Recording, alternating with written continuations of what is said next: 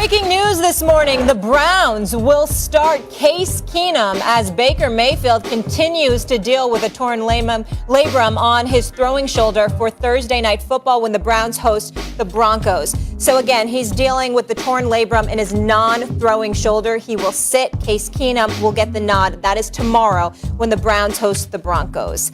Big Swagoo is here. Marcus Spears. Marcus, good to see you, sir. What's up, Molly Q? Hey, man, don't be looking at me like that. I mean, what you want, man? What you want, man? Don't be looking at me like that. I know the NBA done started. You got countdown tonight. I know you own one. So don't come at me like that. Let me and Molly enjoy being happy while you give me all of them frowns. Well, first of all, that makes me laugh. That makes me laugh because he's trying to act like he looks happy. Most of the time, you frowning, huffing and puffing like you blowing somebody's house down. But now all of a sudden I need to leave you alone to be happy. You bring that out of me. Every time I come on this show, I smile when I see Molly, and then you do something or say something, and then I got to frown. Who the hell doesn't smile when they see Molly? I mean, damn. Why don't you just say the sky's blue and get it over with? I mean, what does that mean? And what are those gazelles or something? What are those, Ma? I mean, I don't know what those are. Is that a pair that Jalen Rose gave you? Is that what that is? They're not gazelles. This is black trim with marble, big homie. Big homie. I'm just trying to take lessons from somebody that's doing it privately. I'm gonna do it publicly. Shout out to 9-5ers, by the way. They're my glasses, folks. That's it. Yeah. Okay. I like it. A lot of range. Glasses look good. A lot of range. He's got a collection there. All right, can we get to the breaking news, guys? Yes, we can. Baker Mayfield. Your reaction here, Marcus Spears. I know they're going to be missing 2 of their top offensive linemen and 2 of their top running backs as well. So not easy for Case Keenum. Yeah, absolutely. It's smart, though, Molly. And obviously we know Baker dealing with that shoulder. But when you look at this team, I think this is bigger than that. Baker in this particular situation wouldn't be insulated. And look, I know this is about to go crazy. I don't know if he would be better in this situation, to be honest with you, based on how they've been running offense and how he's been operating in this offense for the Cleveland Browns. The offensive line, as you mentioned, 2 tackles missing. We saw that show up. Obviously, Baker being injured. Not having Kareem Hunt and Nick Chubb fully healthy is to me the biggest detriment, because that's been the biggest reason for me that we've seen Baker take this jump at playing at a high level throughout the duration of games. And when you think about Case Keenum a couple years ago, he was in Minnesota balling, and it was with his arm. So it may be a situation, one, you got a franchise quarterback in Baker Mayfield. That's how they look at him. That can't be protected. He can't protect himself. He's injured. The run game is not available at the level it's been available at. And now you have to put him out here in harm's way. You have to ask him to actually win games, which has been the question for me when it comes to Baker Mayfield. Are you a carrier of a football team, or are you a guy that's a part of what is happening? And we can determine the quarterbacks that carry their football teams, the ones that are literally the reason why they win. I don't believe he's that guy, so it's great to take him out while he's injured and let Case Keenum take a shot at it. Well, first of all, I appreciate you finally admitting that, because it seems like I've been taking you a little while to bring you to that party. He's a guy that's a part of the football team. Baker Mayfield ain't carrying anything. And everybody was sitting there getting on me, Swagoo, when I pointed that out. I was like, wait a minute here. The brother's no scrub. I didn't say he doesn't deserve to be a starter, but he ain't that dude, He ain't Lamar Jackson. He ain't a Josh Allen. He ain't even a Justin Herbert. He damn sure ain't no Patrick Mahomes. That's not who he is, and they're all within his conference. So when I look at Cleveland, and it's like the same thing that I've said, in the past before. It's like I go to several layers before I even think about bringing up Baker Mayfield. I'm going to go to the running game, okay? I'm going to go to Chubb and Hunt, who are both hobbled right now. Obviously, Hunt's going to be out for at least the next 3 weeks. The offensive line, you lost 2 tackles, okay? You had Odell Beckham Jr., you got Jarvis Landry, okay? You got the coach that is Kevin Stefanski, because we know what they were looking like when Freddie Kitchens was the head coach. So you got all of that going on. You get to all of that before you even think about Baker Mayfield. So if that's the reality of the situation, it was when I said Baker Mayfield can't lead the Cleveland Browns to a Super Bowl title. Could they win it? Sure. But it ain't going to be because he's leading them. It's going to be SA. because of those other components. And I don't think there's anything wrong with saying that. 100%. You and I fight on a lot of things. We ain't fighting on this. We in full agreement. That's why I get so sick when people tell me about Jimmy Garoppolo led the San Francisco 49ers to the Super Bowl. It's not the same. Like, and when we look at this is my thing with Baker, SA, and I'm glad you mentioned those other guys. I'm glad you mentioned Lamar and Pat and Justin Herbert. Because here's the bottom line, and this is what I've been saying and fighting with Dan Orlovsky about. You're going to fight with him tomorrow, I'm sure. Baker Mayfield, in his division, in his conference, he's played well throughout games. We've seen Baker Mayfield have 300-plus games, 3 touchdown-plus games. But what are we judging these quarterbacks on? We judging them on, especially when we enter you into Super Bowl contention. We are no longer talking about you winning games. We are no longer talking about you having a successful season. We are determining what these quarterbacks' value is based on winning games in crunch time. And this year alone, Baker is 0-2. Now, I'm not going to sit here and talk like the shoulder injury is not an issue. It is. Dan illustrated yesterday on NFL Live, 4 p.m. Eastern, by the way, every day, that right. Baker Mayfield's ability to throw the football is so compromised because he's trying to compensate for what the shoulder, what he's dealing with his shoulder. But even before that, SA, even before the injury, Kansas City Chiefs against the Cleveland Browns, Baker Mayfield had the ball last in his hands and threw an interception. That's right. That is what these games are going to come down to for them if they are going to win a Super Bowl. I'm not in the crowd that believes Baker will deliver. It will be, to your point, the run game, the offensive line, and God forbid the defense playing terrible. The Browns fans should be in a spin cycle right now. They had a whole different plan about how this season was going to go, what things they were going to do. You can't avoid injury, but this defense that damn near gave up 80 points in 2 weeks. Baker Mayfield has played well. He hasn't done enough for us to say that they can win a Super Bowl with him at quarterback. It's a couple of things, my brother. I need you to get back in math class. They gave up 47 one day. They gave up 30. They gave up 37 the next. That's like 84. So it's not damn near 80. It's over 80. That's number one. Number two. Okay, it's nice to see you finally come to the party because once again I sat up there and I said that the same thing about Jimmy Garoppolo when he was in San Francisco. I said you look at Shanahan, you look at Deebo Samuels, you look at George Kittle. You look at all of that before you look at Bosa and the crew and their defense. I said you look at all of that before you even get to Garoppolo. So Baker Mayfield is basically the AFC's version of Garoppolo. All you had to say, Marcus Spears, was that my brother Stephen A. S.A., I mean, this brother was right all along, and I should have acknowledged a little bit earlier that I was right. I mean, that's all you had to do. That's all you had to do. Let me say this. I don't be trying to come on here and agree with you. I love disagreeing with you. That's like my favorite thing to do.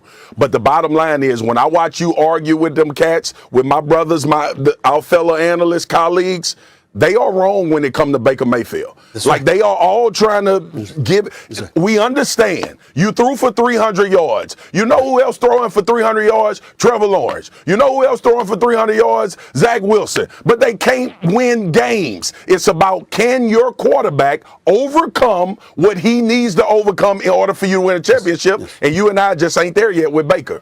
There we go. All right, hard out, fellas. Still plenty more to come here on First Take. One of the best shooters of all time, Tim Legler, joining us next to talk about the shooting woes of Russell Westbrook. Tim's shocking take you've got to hear. Plus, James Harden spoke to the media about his impending free agency. Hear what he said for yourself. We'll ask Stephen A. if he visit Stephen A's top 5 teams in the NFL through Week 6, which he revealed yesterday here on First Take. Got the Cards, the Cowboys, the Rams, the Bucks, the Ravens. Yeah. No bad man. Yes. No Bills. Marcus Spears. This isn't about me, Marcus Spears. This is about you. It's not about Marcus either. It's about me. Yo, Swaggo. The key word is fluid. It's fluid. Week to week. That's what you're doing. You know, we'll get to all of that other stuff later. But week to week, after those Sunday games, those Monday games, That's called covering my behind. Okay, you go to it. You go to it. It's covering my fluid. behind. It's fluid. What's the problem, Marcus? What's the problem? Okay. This how Denzel say it. This how Denzel say it, Stephen A. Okay. All right. Let me attack this list right quick because you tripping right now, big dog. First of all, didn't the Buccaneers beat the Dallas Cowboys? Yes. Correct me if I'm wrong. Okay. Yeah. So in your fluid list, it's the season opener. I don't give a damn if it's the season opener. You give matters. the headway to the team that won the head-to-head matchup. That's where your list went wrong at initially when I was watching yesterday. I disagree. Right? You can disagree, but I'm here to critique the damn list. So let me talk about what's happening. The Buccaneers should be up there at number 2. Okay? How you don't have the Tampa Bay Buccaneers above the Dallas Cowboys in a head-to-head matchup with the same record and they putting up the same type of offensive prowess is crazy to me. See, you sell all of this stuff to everybody else, but you know it don't fly with me because you always want to throw this fluid out there. The list is fluid, and I understand it, but it ain't fluid in this particular week. You got to get the damn list right and stop using fluid as an excuse when the list wrong. So the Bucs need to go up. My dad, didn't the Rams get blasted by the Arizona Cardinals? Yes, they did. Didn't they do it? So why would you have them number 3 over the Baltimore Ravens, who's 5-1, that just dominated the Los Angeles Chargers, who was on your damn list a couple weeks ago? Why wouldn't you have the Ravens? Why we going there? Why we going there? It's week to week. It's week to week. Don't even bring up a team that ain't on the list. Go ahead, keep making your point. Go ahead. Every time you're doing this fluid list, because it ain't like water, it's more like oil. It's getting stopped up everywhere. The bottom line is when you got teams on here that make sense. But your arrangement, I don't want you putting nobody's music together. I don't want you leading the orchestra. I don't want you using your talent to rank things in order to set somebody in the right way. So here's the deal. The Tampa Bay Buccaneers should be 2 behind the Arizona Cardinals, okay? The Dallas Cowboys should be 3. The Baltimore Ravens should be 4. And what you doing with the Rams, it's an argument for the Bills, but I can see the loss to the Tennessee Titans weighing into that equation. So let's go ahead and put the Rams at 5. Rearrange the damn list, man, and stop setting my Cowboys up for the downfall. May I speak? May I speak? First of all, you ain't got to be so disrespectful. You ain't got to be so disrespectful. Monitor your tone. That's number 1. Number 2, I got news for you. As valuable as water is, let's not sniff on oil. You can't put water in the gas tank, baby. You need oil to make that bad boy run. Gas, really? But you know what I'm saying. That's number 2. Number 3, let's dissect this. You got the Cardinals undefeated. We ain't talking about that, right? Agreement. When you talk about the Rams, okay, when we talk about the Cowboys at number 2, I'm looking at the fact that the Bucs thereafter went up against the Rams and got shellacked, okay, in LA against the Rams. So bottom line is, from that perspective, Tampa Bay have fallen off a little bit. That's where that comes from, okay? A little bit later on in the season, a couple of weeks later, okay? When we look at the Cowboys, they had the opening loss, and they've been flowing ever since, all of these 5 weeks. Ever since, with Dak Prescott looking like an MVP candidate, with Zeke Elliott looking fresher and more spry, Tony Pollard out of the backfield, even without Michael Gallup. You've got guys like Wilson and Schultz that have come in to join Amari Cooper and CeeDee Lamb, and they've been balling. And even without DeMarcus Lawrence and these cats, you've got this guy Mekhi Parsons, and of course the Defensive Player of the Year, Trayvon Diggs, flat out balling out. Yeah. And so when I'm looking at it from that perspective, that's my justification for the Cowboys being at number 2. I'm looking at the Rams at number 3 because I'm thinking about Matthew Stafford and how they've looked, and the only hiccup they've had was against the one undefeated team in the National Football League. When I look at the Buccaneers, this is an appropriate place for them because they're led by Tom Brady and that offense, and we see what they're doing despite their injuries in the secondary on the defensive side of the ball. And when I go to the Ravens, we see what Lamar Jackson's doing. Buffalo's got 2 losses on their record. That's why they're not on their list. I'm looking at Green Bay. They struggled over the last 2 weeks, albeit wins. When I looked at them squeezing by Cincinnati, and I see them beating Chicago, but Aaron Rodgers not even throwing for 200 yards. You feel good about the Packers not being on there? All I'm saying is they're coming. But for this week, with a top 5 in that order, I think it works. But again, it's fluid. It's fluid. Okay, that's what I'm saying. It's fluid. It's all right. Marcus, you're going to let him go. All he does is talk about that bad man, and all week he's been talking about how he doesn't know if he trusts Lamar Jackson when it matters most. But he trusts Josh Allen, but he doesn't have the Bills and the Packers, and he puts the Ravens in there. So tell me really who you believe in. Because Stephen A. want to fool all America. Stephen A. don't give a damn about the Green Bay Packers. All he care about is Aaron Rodgers. And everybody that's arguing why the Packers ain't on this list need to identify that it ain't about the Green Bay Packers. It ain't never been about the Green Bay Packers. It's been about the quarterback. He's a bad man. That's why they not on the list. He's a bad man. That's fair. I'm glad it took me to explain that. With Stephen A. So you're right. Listen. Just because all of y'all got Molly wrapped around y'all thumbs, she loves y'all. Just sitting there betraying me every chance she gets, trying to sit up there. She collaborate with you. She collaborate with Jeff Saturday and Keyshawn. She collaborate with Michael Irvin. And don't get me started with her and Mina Kimes. I mean, my Lord, to see the way they try to gang up on me. But it ain't gonna work. This A-list is pretty damn good. Okay, y'all know it. Fess up to it and just do so with the understanding. It's fluid. It's solid, but you can't make great music without the right arrangement. Okay? And your song is a one-day wonder, and then everybody gonna turn the damn radio off. It ain't Empire State of Mind on one of Jay-Z's joints, but it's pretty damn good. It's good. It's pretty damn good. All right? Let me be very, very clear. My goodness. Let me be very clear. Best flow. That's right. All right. It's fluid. I'm going to leave it there. I betrayed you. You need to throw it in there, Hudson, so it can be fluid. I've been sitting next to you for 6 years. I betrayed you. Absolutely. You are so sensitive. Absolutely. Even without Kyrie, Brooklyn's 2 stars put up big numbers last night despite taking an L in Milwaukee. Will Harden be a net beyond this season?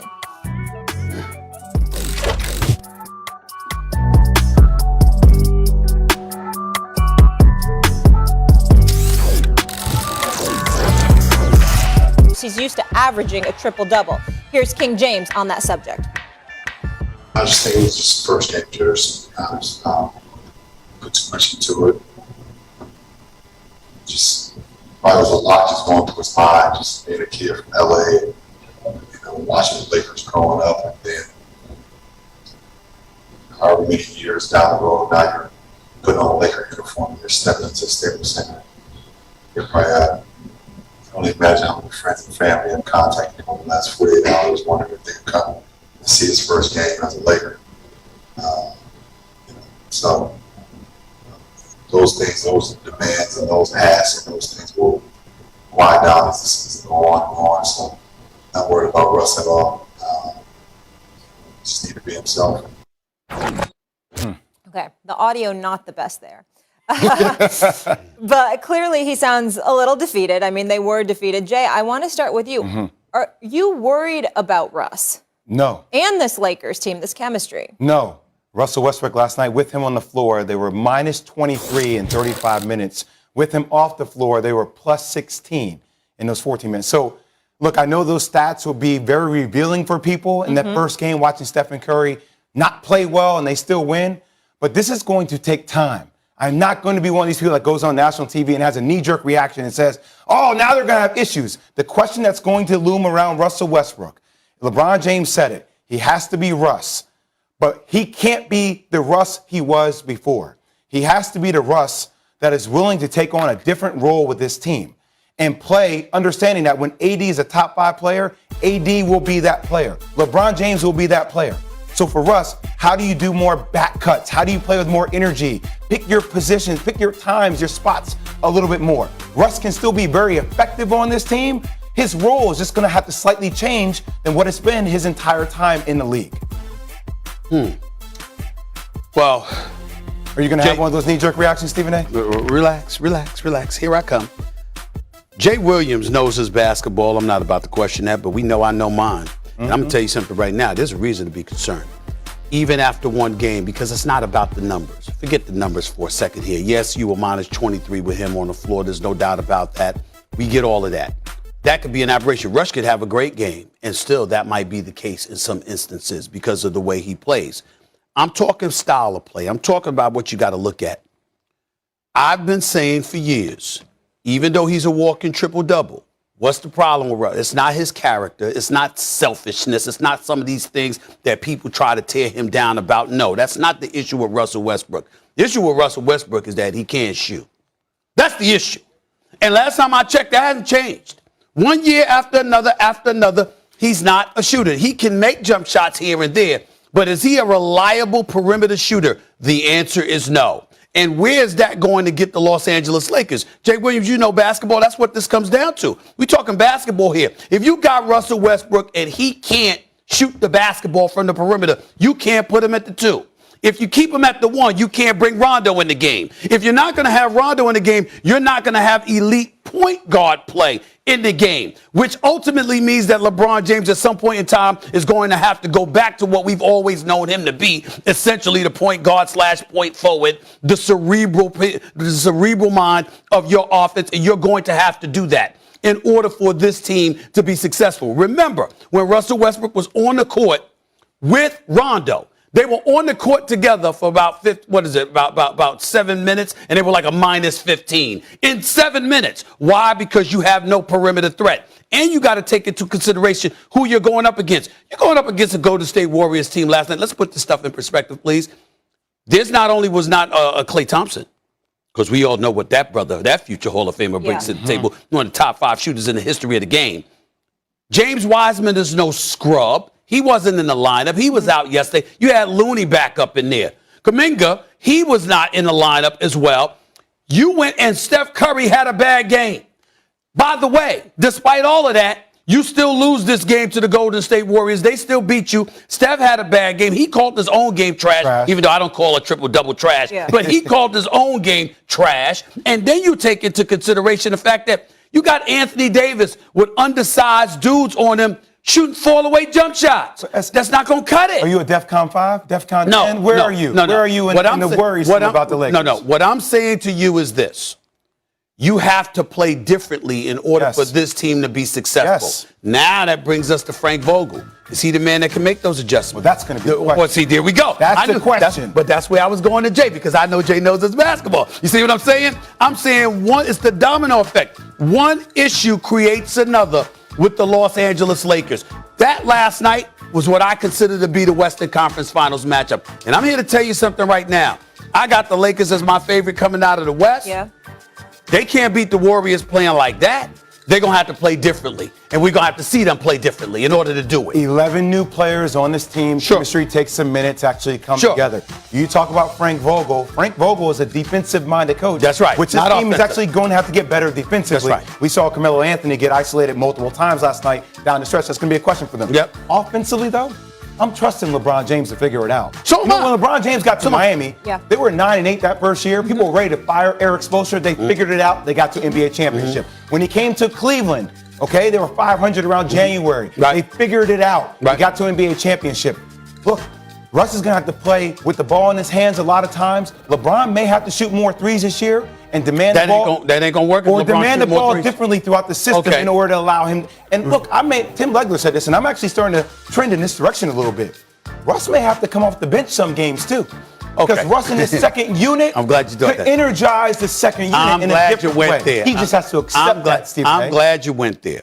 Let me say this. Yeah. I'm not jumping off the Laker bandwagon after one game. We analyze it. Remember, I'm a soap opera guy. You understand what I'm saying? You know that the stars, you know what? Listen, Sonny Corinthos on General Hospital. What aren't Victor you? Newman on Young and the Restless. It doesn't matter whether they get shot, stabbed, fall down the stairs, or whatever. So much drama. I'm helping y'all out here. The point is this. It doesn't matter what happens to them. They're going to live, okay? Those stars are going to live. So we understand that. But it doesn't mean that you don't tell a story. And while the story is percolating, you got to tell it. And when you're paying attention to the Los Angeles Lakers right now, be very, very clear about what you just said. Russell Westbrook coming off the bench. Do you understand that this might be the greatest challenge of LeBron James' career? Yes. Because we understand. See, Kyrie could shoot. Yeah. What you're doing with Russell Westbrook, Kyrie could come off the ball. He might not have wanted to. He might have wanted the ball in his hands. He might have resented the fact that LeBron James had the ball in his hands and was running the offense and stuff like that. But you didn't ask Kyrie to do something he was incapable of doing. In the case of Russell Westbrook, what's going to happen now is, okay, you're not a shooter. You need the ball in your hands. So when you don't have the ball in the hands, what purpose are you serving? And if that question isn't answered in a positive fashion, then you're talking about him coming off the bench. Now, I ask you, Jay Williams, again, you cover the NBA. You know your basketball. You really, really think you could ask Russell Westbrook to come off the bench? I think you have to make it his idea. How you going to do that? How you going to do that? You have to give him I'm all in. You have to do a series of ebbs and flows and say, hey, look, I want to get momentum going for you. When I'm on the court, just because you start a game this way doesn't mean you finish games this way now, right? So my thing is, when I'm on the court, I'm going to be ball dominant. When you're on the court, I want you to find your rhythm very quickly. And then when we're on the court together, you and I have to play differently. When I have the ball, I have to move more without the ball. When you have the ball, you have to move more. Like, you have to change it up that way. It's going to be hard. I'm not saying it's going to be easy, but you can't have two ball dominant people on the floor at the same time. Jay touches me with this because it's so cute what he's saying. It truly, truly is. I would remind you, Jay Williams. And I'm not being dismissive. The word cute, come on. Listen, let me tell you why. Let me tell you why. Allen Iverson's my brother. You know that. They tried to ask him to come off the bench. How'd that work out? Throughout history, when you ask a star, like, everybody ain't Vince Carter now. Everybody's not somebody. Listen, some guys, it takes a rare guy because Russell Westbrook has been starting Let me ask you a question. Finishing games throughout his entire career. How many championships has LeBron James won? 4. How many championships has Russell Westbrook won? 0. So Russell Westbrook is trying to win a championship. Yes. If you're at that later stage of your career, even though you still are in it, Mr. Triple-Double last year, that's right. You have to do things differently in order to get a result that you want. We're not debating what may need to be done. What I'm challenging you on, and anybody out there who says that, including Legs, who's my brother, that brother knows his basketball. It's how you do it. I'm saying, you going to be able to pull that off? I'll pull out my wallet right now. I bet you ain't going to be able to do that this year. Now, if it was 2-3 years down the road, maybe. But after literally averaging a triple-double last year, after doing it 4 times in his career, being a starter and a finisher his entire career, this season, you think you're going to get Russell Westbrook to come off the bench? I think you're dismissing how much Russell Westbrook wants to win a championship. I think he wants it desperately. I think he wants it desperately. And I think Russell Westbrook is willing to do things differently, and that gives him a different result than the one that he's had for his entire career. Okay. It almost feels like a waste of his talent, though, when we're talking about a guy that averaged a triple-double last season to have him come off the bench. I'm just telling you the truth. And I know we're focused on the Lakers, but I feel like the Warriors, they sent a message last night, and that's especially without Klay Thompson, who will be coming back this winter. I've been talking about the Warriors for a while now. I told you about the Warriors. Don't sleep. All right, star point guard Ben Simmons has been suspended 1 game for conduct detrimental to the team, the Philadelphia 76ers announced Tuesday. That means Simmons will be out for the Sixers opener tonight in New Orleans. Simmons was thrown out of practice Tuesday by Coach Doc Rivers for not being engaged. Woj reporting that the lack of participation and engagement by Simmons at practice has been a theme since his return. In the wake of this, superstar center Joel Embiid said he has yet to speak with Simmons and declared this. At this point, I don't care about that man, honestly. He does whatever he wants. That's not my job. That's those guys' jobs. I'm only focused on trying to make the team better, win some games, play hard every night, try to lead, the guys that we have here. But at the end of the day, our job is not to babysit somebody. We get paid to produce on the court, go out, play hard, win some games. That's all we get paid for. We don't get paid to come out here and try to babysit somebody. And so that's not our job. And I'm sure my teammates feel that way. This right here, this is no bueno. Stephen A., who is more at fault? Is it the Sixers or is it Ben Simmons? It's Ben Simmons. He has to go. You got to get rid of him. I'm not saying trade him for 20 cents on the dollar or even 40 cents on the dollar, but you got to get rid of him. And here's the reason why. I'm not trying to absolve the Sixers from blame here. I understand that there's a level of culpability. Okay, I'm not saying that. But at the end of the day, here's what it really comes down to. Ben Simmons played like trash in the Eastern Conference semifinal series against the Atlanta Hawks. Offensively, never defensively. He always shows up defensively. Offensively, he played like trash. He was scared. He was a scared puppy out there, okay? And you're coming across like you're blaming everybody but yourself. That's really what this comes down to. There's no way around that. He's coming across, and I can assure you of this, as somebody, Jay, who's worked in Philadelphia for 17 years. I started off as a reporter covering St. Joe's basketball and ended up as a columnist, okay? I was there 17 years. I know this city.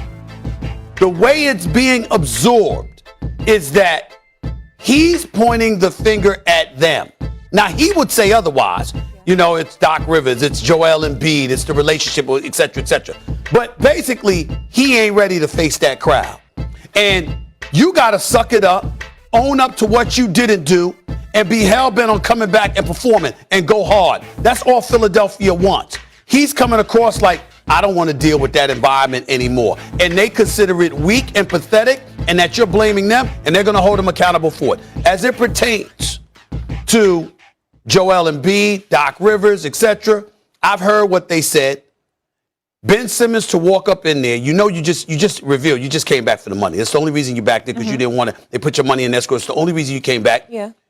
We can't let Rich Paul off the hook, you know, because they say all the time, even though players have to have culpability for this stuff, your agent, you know, you got to handle situations in a skillful manner, which at this particular moment in time has not happened. And as a result, his stock is dropping. That's what I was just going to say. It's not just Philly. It's these trade partners. There's a bunch of teams that want him. There's a bunch of teams that want him. Don't get me wrong. Even though he's acting like this, Jay knows kind of this. hurt his stock? There's a bunch of teams that want him. But is there, what are they willing to give up to get him? That's what I mean when I say his stock is dropping. They may not be willing to give up what they once thought they were willing to give up because it's an issue involving trust right now as it pertains to him, and that's the problem, Jay. So the question is, who's more to blame? Yeah.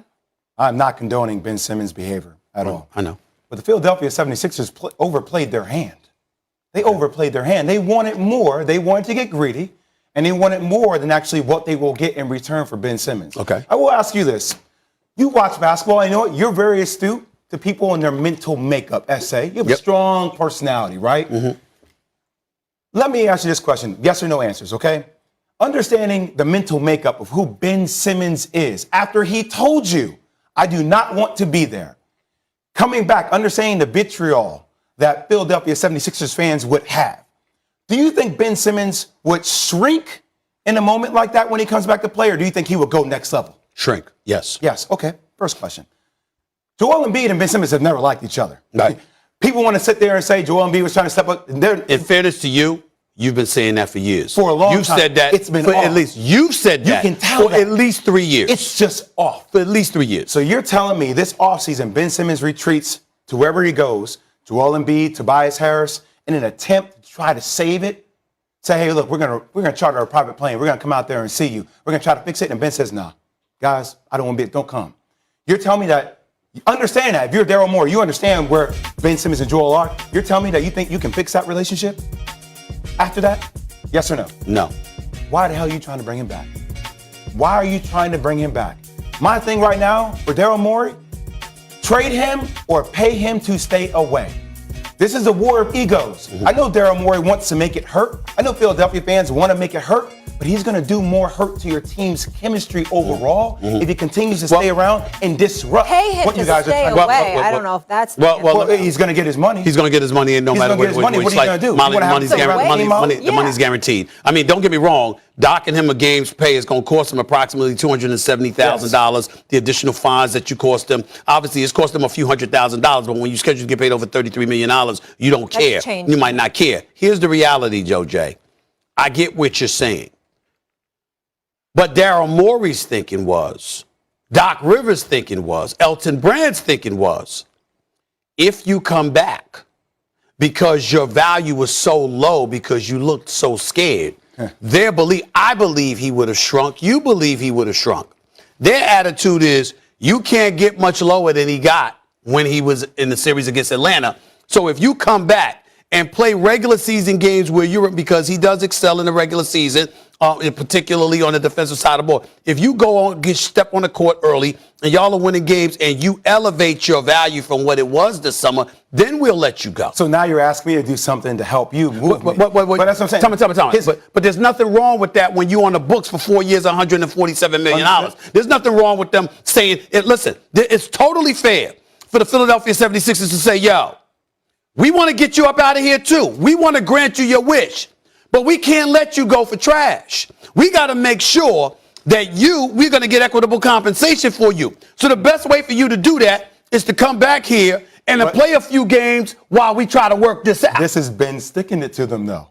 That's how he's sticking it to them. But he's also sticking it to himself. But is he? Let me say something. Let me ask you this. Let me say something. Are you telling me Ben Simmons cannot be a successful NBA player? Absolutely not. I'm not saying that. Of course, I think he's a jump shot away from being LeBron's part two. That brother does I'm not lethal. condoning his unprofessional behavior. Once again, I clarify that. I would be professional. But all I'm saying to you is now you're talking about his value could be lower and lower if you keep him around the team, if you keep having issues like this. So his value is actually safer if you remove him away from the team. Listen, here's the deal. I'm not disagreeing with your point.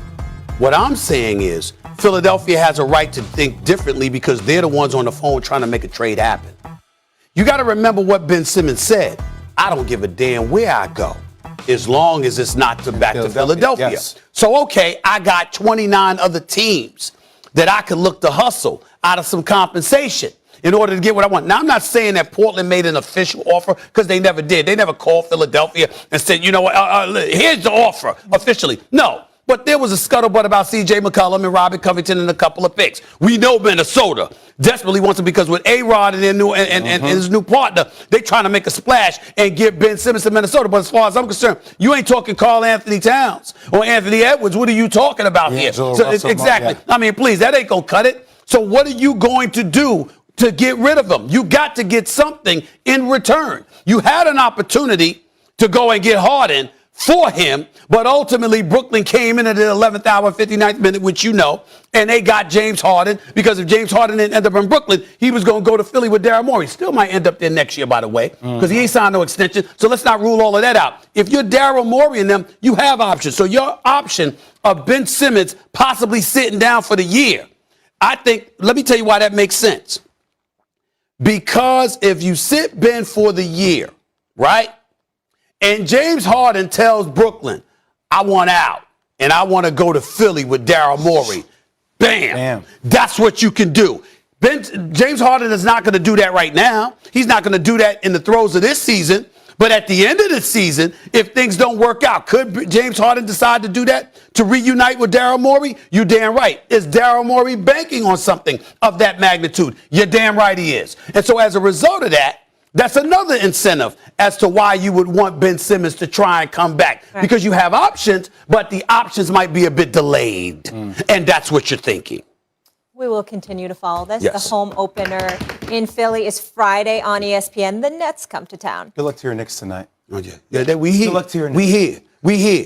Been saying that for a while. We here. Jay Stang. We gonna be all right. Still We gonna be all right. First We gonna be all right. Russell Westbrook with a Laker debut to forget. How should the Lakers use him moving forward? A shocking take on that. Plus, Giannis looked utterly unstoppable last night.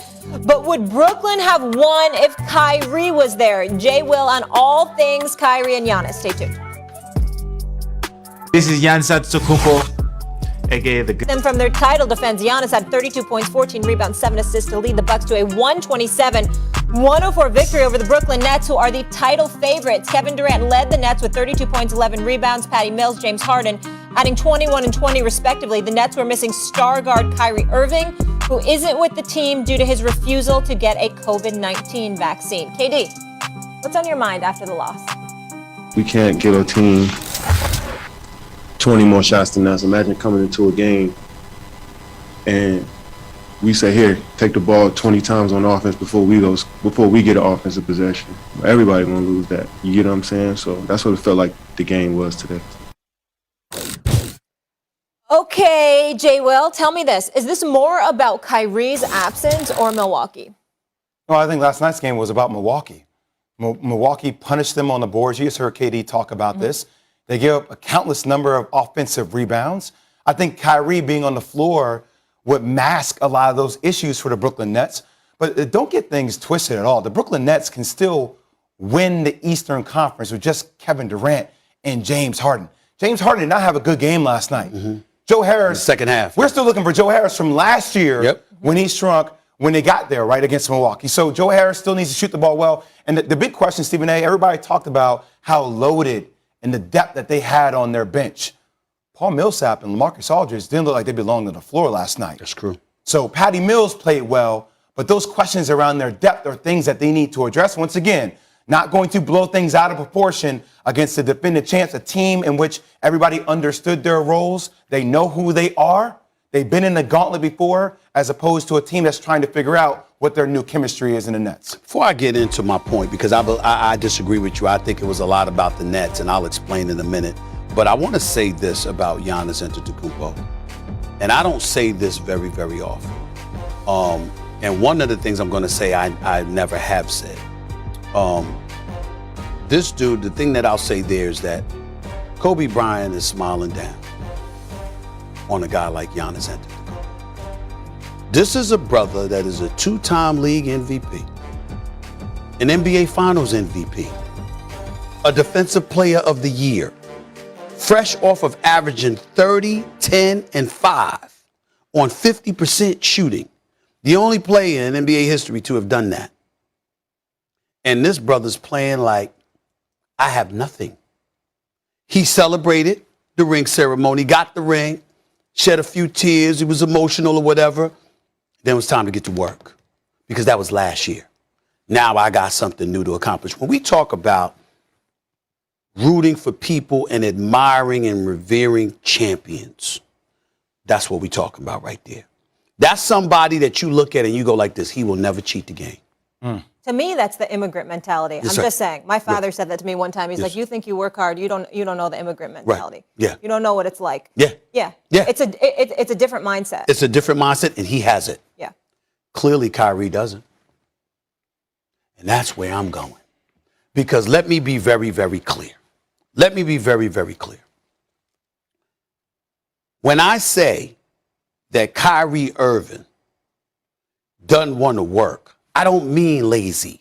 I don't mean that. I don't mean he's not working hard. I don't mean he's not working on this game. By the way, people making noise about him video and, the playing the football or whatever. No, it was a bad optics, but I don't care. I mean, please, whatever. Get in shape. Do whatever you got to do to get in shape. I know that Kyrie Irving is going to be in shape, ready to ball and all of this other stuff.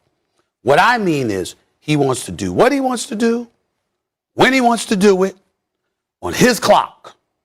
Remember, according to Kyrie Irving, they didn't need a coach. They need a coach. I never forgot that, Jay. Steve, that don't matter who the coach is. We're going to be just fine. He later backtracked. we don't need it. Because people recognize how offensive that was to Steve Nash. And he didn't mean to be offensive, but he did mean what he said. Like, he's that confident, we don't need a coach. Sure, you understand what I'm saying? And it came up that way. That's my point. And I'm watching last night, and I can't help but harken back to when they were up by 49 on Milwaukee. In a playoff game, they were up by 49. I'm just running them out of the building, okay? And if Kyrie doesn't get hurt, we might have never seen Giannis drop 50 in a closeout game 6 in the NBA Finals. Kyrie is that special of a talent. And I'm sitting there looking at them last night, and I'm like, damn. All this noise that's been going on all of these weeks leading into game 1. I'm looking at Harden with a strong first half, not a strong second half. You pointed out how Joe Harris couldn't be found. Blake Griffin, he played 22 minutes, only had 6 points. LaMarcus Aldridge and Paul Millsap didn't be there. But Patty Mills, 7 for 7 from three-point range. Lighten it up. Yep. Off the bench, 21 points, 7 for 7 from three-point range. When Harden couldn't get anything going in the second half, if Kyrie was there, you stopping both of them? You ain't stopping both of them. Somebody gonna put on a show. Somebody gonna help KD out, okay? And if it wasn't Harden, it would have been Kyrie. So I guess it's the first game of the season. It's no big deal or whatever. But all I'm saying is bringing up Kyrie is that I found myself looking at them and I'm like, damn. What if? What if? If Kyrie were there, it wouldn't have been lopsided. It wouldn't have been like this. Now, everybody gonna talk about you ain't gonna stop Giannis. So what? So what? You ain't stopping KD either. Okay? KD gonna get his. But in the end, Giannis got help. He got a team that's locked in, on the same page as him, focused, no ulterior motives, no different agenda. It's one. And they're all aligned together, and they follow his lead. And that is the difference that you see in the Milwaukee Bucks compared to the Brooklyn Nets last night. When you say follow his lead, what do you mean? I'm just saying. I know, but give me another layer. He's the leader of the team. I just feel like you're talking about a different time. Mm-hmm. I think everybody will follow Kevin Durant's lead, but this has nothing to do with Kevin Durant's lead. I agree with you. This narrative is always going to follow the Brooklyn Nets, Stephen A. Okay. We're always going to wonder, what if? Mm-hmm. But when you start saying, like, everybody's on the same page and everybody follows the lead of Giannis, and this is why this team is great, I'm like, well, this is an unprecedented issue. Like, Kyrie would follow the lead of Kevin Durant if he were not put where he had to make a decision like that, where it was mandated. How do you think fans are looking? And you can even go back to Ben Simmons. How do you think fans are looking at Ben Simmons, getting paid millions of dollars a year and not choosing to be out there with this team and have an opportunity? Or how do you think they're looking at Kyrie Irving choosing to not be out there with his team? I think they're two different things. I'm just saying, when we're in a very difficult economy out of a pandemic, I'm just curious, what do you think? Well, a lot of athletes get paid astronomical numbers. There have been a lot of players that have held out when the economy has been bad. So we can make that case for a lot of players in football and basketball and a lot of different sports. I would never group those two together. I think what Ben Simmons right now and the way he is going about that, I think there's culpability on both sides. I don't like the way Ben Simmons has been handling this. I think it's been unprofessional. But once again, I am not grouping what's happening with Kyrie Irving right now in the same group with things that happened before. That's fine. I think there are two separate things. I got him. Yeah, but I ain't letting you get off the hook. I ain't letting you get off the hook. First of all, you let Ben Simmons off the hook. I did not let Ben Simmons off the hook. I just sat here and said that he was acting unprofessional to a degree. You're on national television. Yes, I am. And you said what you said. We heard you. What did I say? No. You said you're going to hold him accountable. You're not condoning his unprofessionalism or anything like that. But it's on the Sixers as well. I think it's on both parties. I'm saying by saying it's on the you said it was on the Sixers even more than Ben Simmons. No. See, sometimes that's misleading by the question. The question is, who has more to blame? I sit there and said, hey, look, I think there's blame for Ben Simmons, but I think there's culpability on both sides here. I just said I think Philly overplayed their hand. Okay, fine. Let me tell you. Misleading questions sometimes, Stephen A. That's cool. That's cool. Let me get to you with Kyrie. Let me stop. Y'all ready? Go ahead. Because I'm coming. Now, let me tell you this. When you sit up there and you talk about Kyrie Irving, let's ignore the vaccine issue. Okay. Let's not even bring up this year. You trying to tell me this is the only time we've had a reason to question Kyrie's commitment? No, I'm not. Thank you. That's my point. Can I ask you a question? That's my point. Let me ask you. Go ahead. Kyrie doesn't get hurt. Do you think Milwaukee wins a championship? No. Okay. No. Did you question Kyrie's commitment when they were in the playoffs, when things were getting serious, ready to play? I did not. You questioned it a little bit during the regular season? I did not. No. Hold on. Wait a minute. But the regular season matters because when we're talking about, think about this. Think about the moves that they made. Think about the coaching staff. First of all, the coaching staff that was assembled. Think about the questions we had about Steve Nash when he couldn't find a second of rest for Kevin Durant, in the playoffs, and how exhausted Kevin Durant was. You pointed that out. I pointed that out. We talked about how more experienced, not better, because we know that Steve Nash is going to be okay eventually. He's a rookie. He's a novice, all right? Last year was his first time ever coaching. But the fact that we brought in the question, Steve Nash's coaching, who were the two people who co-signed it? That was him and Kevin Durant. Yes. Who was the person that went on the record and said, excuse me, we don't need a coach? Kyrie Who was the Irving. person that has given every impression throughout his career that he wants to do what he wants to do? That would be Kyrie Irving. And so what I'm saying to you is this, and I'm going to go back to this because I can't believe that people don't focus on this more. You get hurt before the pandemic. The season gets halted on March 11th thereafter. It's halted for 4.5 months. Kyrie doesn't play. Kyrie is a vice president who encourages people not to participate in the bubble and didn't even talk to Chris Paul and them about it before he went public with it. After that, he doesn't play. The Nets don't play because they get bounced by Toronto. What happens? From the time he got injured to when the season or the next season resumed in December, Kyrie Irving had 10 months off. 7 games in 2 weeks. I need a break. You need a break after 10 months off? 10 months? What the hell you been doing? You got a job to do. You signed up for this. You committed to this. Like he is last night. Come off the bench, but finish the game with those guys. Maybe that's his best role. Before I give my spiel, let me ask you this question. When you talk about him coming off the bench, who's starting then? I would you could either put in Rondo or you could put in Kendrick Nunn. I think either of the guys, because Rondo doesn't need the opportunities I'm talking about. Mm-hmm. He exists for one reason. Make dudes look good. Okay. He's not going to care about that. Or you put in a guy like a Kendrick Nunn who could play a little bit more off the ball and just be a scorer. I wanted to go there. I wanted to go there with you because before I said what I had to say. First of all, you and I both know ain't no way in hell Russell Westbrook doing that. So let's just make sure. Let's just make sure we let the public know. Right. There is no way in hell that Russell Westbrook is coming off the bench this year. All right, think Allen Iverson in that regard. When he first departed from Philly and Detroit, he wanted to start, and Rip Hamilton was like, I ain't coming off no damn bench. Rip Hamilton refused to come off the bench. That's where that friction in Motown took place, because Rip Hamilton wasn't having that. And he was right, because he was a stout shooter, big-time shooter, not to mention the fact he was an NBA champion. Why the hell should he come off the bench, even if it was for the great Allen Iverson? Rip Hamilton wasn't having it, okay? So let's get that out the way. Russell Westbrook ain't doing that. That's number one. Number two, they can't coexist with each other, Rondo and Russell Westbrook on the floor together, because on the floor together for 7 minutes, they were minus 15. Mm-hmm. So we know how bad that was. When it was them two and Melo on the floor together, I think they were like a minus 13. I mean, it was pretty bad. So we understand that. Here's where it becomes a bit challenging, because Russell Westbrook, is not a good shooter. He can hit some jump shots occasionally, but he is not a good shooter. This is the part about his ego where it's almost justifiable, because I don't consider him selfish. I don't consider him a bad teammate. I think some of the things that people have said about him, I think is cruel. And I don't blame him for having an attitude when people are trying to attack his character, because that's not fair to him. And I will acknowledge that. He leaves it all on the court. He goes all out. Agreed. But here's the problem. When you struggle to shoot, particularly in the system that he's in now, where he has to be differential, get the ball out of his hands, fellas, inside of 2 or 3 seconds like he did last night. I'm going to say this over these national airwaves. You're going to get your ass kicked. Think about this. You got Steph Curry. You got Damian Lillard. You got Chris Paul. You got Luka. You understand? You got Jamal Murray and these boys. Understand that if you're Russell Westbrook, that ego is justified, because, wait a minute, these brothers are going to be putting up buckets now.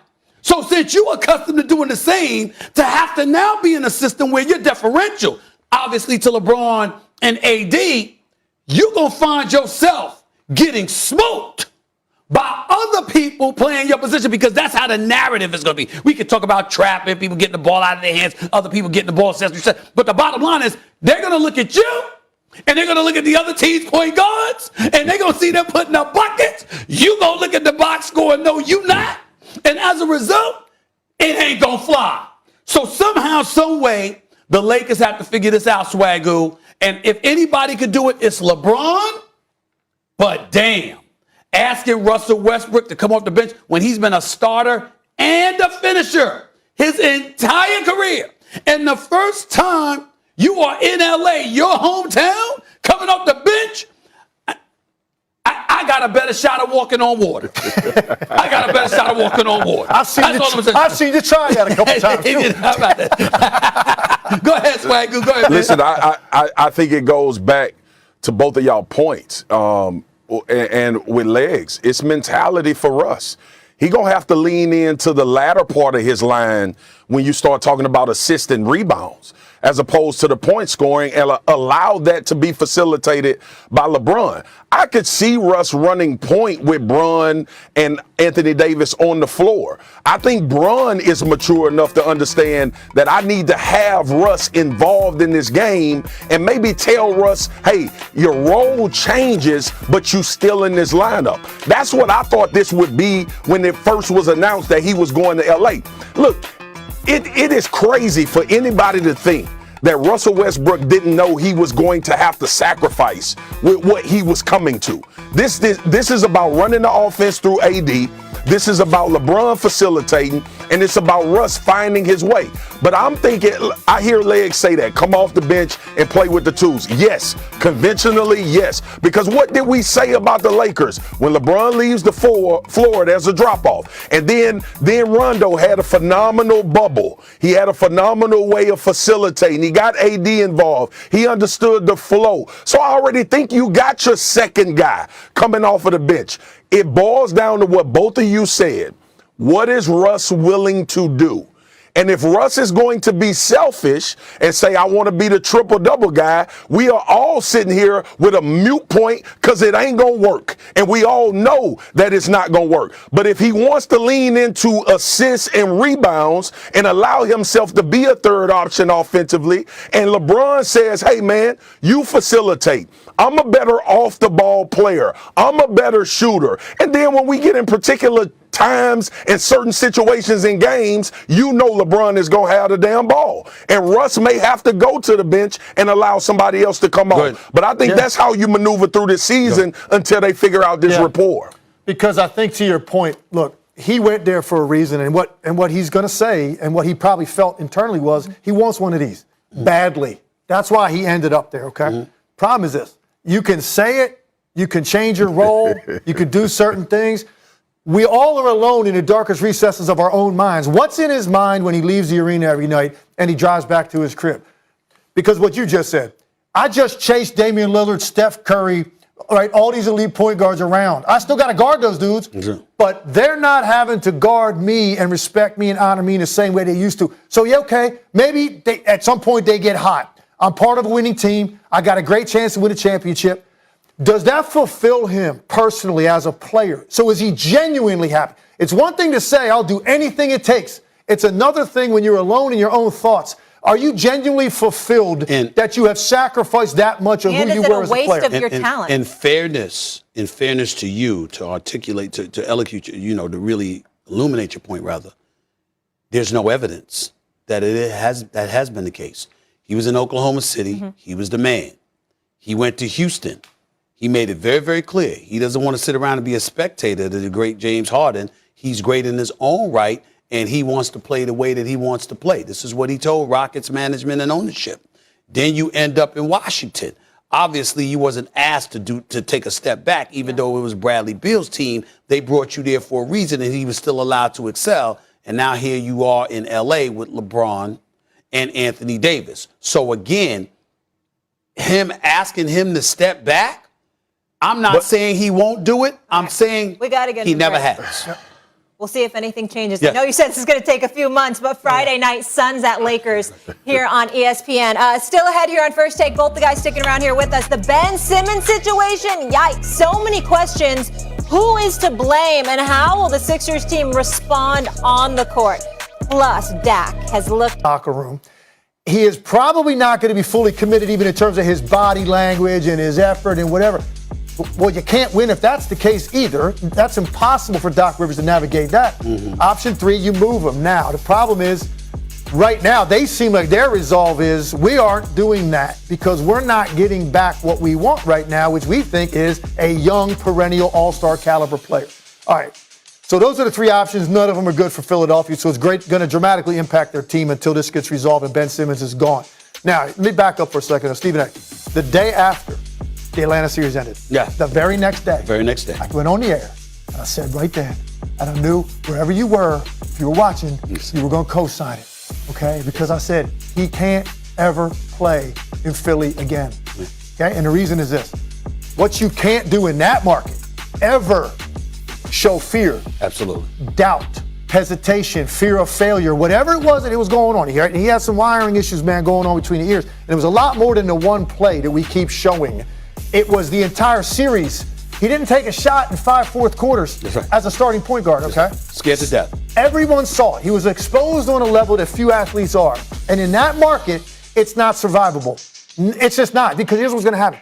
Even if Doc Rivers and Joel Embiid didn't make the comments the next day, which seems to be what led to this point, okay? Felt like he was thrown under the bus. They didn't have my back. I want out. Made it personal. Even if that didn't happen, I think Ben Simmons knew. He played there for 4 years. I can't run back out into Wells Fargo based on what they just saw, because that's going to resurface again at some point. Yeah. And they're going to start in the fans, the media, and they're never going to let up next time. Ben knew that. Now, he can use those comments as an excuse. When you add it all up, he made it clear. I can't play there. Better for me not to be there. Better for you to not have me there. They didn't take it into account, Stephen A. I put it more on the Sixers. You had to be more aware. It was going to get here. It was going to get here. It was inevitable. And they allowed it to now permeate the season. Here's where I disagree with you. And you're not wrong when you say, for the most part, I would have co-signed. Here's what I was thinking, though. The performance was so pathetic in that series against Atlanta that he had to come back to try to make amends at some point until he was moved. Because you were going to have an abundance of executives on opposing teams using that against them to try to hose the Sixers out of a big-time product like him for 20 cents on the dollar. And I get that from the Sixers because that's the verbiage they use, 20 cents on the dollar, 40 cents on the dollar. You know how it is, and that's what they say. And I said, you got to get more because I believe this brother he can average 75% from the free throw line, and this brother could average 25 a game. If he had any kind of perimeter shot, I'm talking about 10 feet, 15 feet, this dude could be like LeBron James 2.0 because I think his skill set, ball handling skills, passing ability, playmaking ability, finishing at the basket, and the defensive prowess, I think makes him that lethal. You can't let him go for nothing or something close to nothing. You can't do that. So if you're the Sixers, where did they mishandle it? They mishandled it because they didn't convince him to come back while committing to trading him. They tried, some people say they tried to strong him. You got a contract, you got 4 years, $147 million left on your deal. You got to come back here. We'll move you. We'll move you. Just work with us so we can get you up out of here. They should have done that. Why didn't they do that? Could it be because everybody's not on the same page? Because everybody's been pointing to, we looking at Doc Rivers. You know what ticks me off about this? Doc Rivers ain't running the 76ers franchise. That would happen to be Daryl Morey. I actually thought Elton Brand was doing a good job. I don't know why they felt they needed Daryl Morey. But nevertheless, Daryl Morey has a damn good reputation as an executive, okay? So you bring him to Philadelphia. We ain't heard anything from him. Why not? You the one that got to move him. You the one that got to get on the phone and you got to approve these deals. Sixers ownership is coming to you. Where the hell is Daryl Morey in all of this? We got to find out. Because to me, his thinking is where all of this comes. And here's the reason why it's so important, Molly, and Tim knows this. It's not because of just getting guys that we look at and we say we could play, he could play. Daryl Morey's a different beast. He likes a particular kind of player. Okay. You see what I'm saying? It's not always, you averaging a trip. Like, for example, Russell Westbrook. You could have had Russell. I'm not saying you could, but hypothetically, you could have had Russell Westbrook. Nope, not for Daryl Morey. That's not what he wants. And he had him in Houston, but that's not Daryl Morey. Daryl Morey wants somebody that can light it up from long range. He's like the executive version of D'Antoni. He wants a James Harden. He wants a Damian Lillard. He doesn't want just anybody. And so as a result of that, that's what makes it hard. That might have influenced Ben Simmons' just dogged approach to all of this, knowing how Daryl Morey could be because he's repped by Rich Paul, who clearly knows how Daryl Morey could be, and that may have played a role. Either way you slice it, no, the Sixers didn't handle this in pristine fashion. But I ultimately hold the level of accountability to Ben Simmons because Ben Simmons did something that was absolutely unforgivable. You messed up, and it looks like you pointing the finger at them. Whether you are or not is not the issue. It looks like you're pointing the finger at the city of Philadelphia. And as Tim just alluded to, we know how Philadelphia could be even when Philadelphia might be wrong. And God help you if they're right, which they are. On top of it all, he's not even catching the break the Eagles are winning right now. Okay? That's right. They're angry in the city of Philadelphia, okay? And they look at a guy that got his money. Yep. Because Tobias Harris said something that I completely disagreed with. And I understand he was trying to put a positive spin on it. He said, players understand business. When he walks back in the door, business. This isn't business. This isn't business. I played with guys that held out.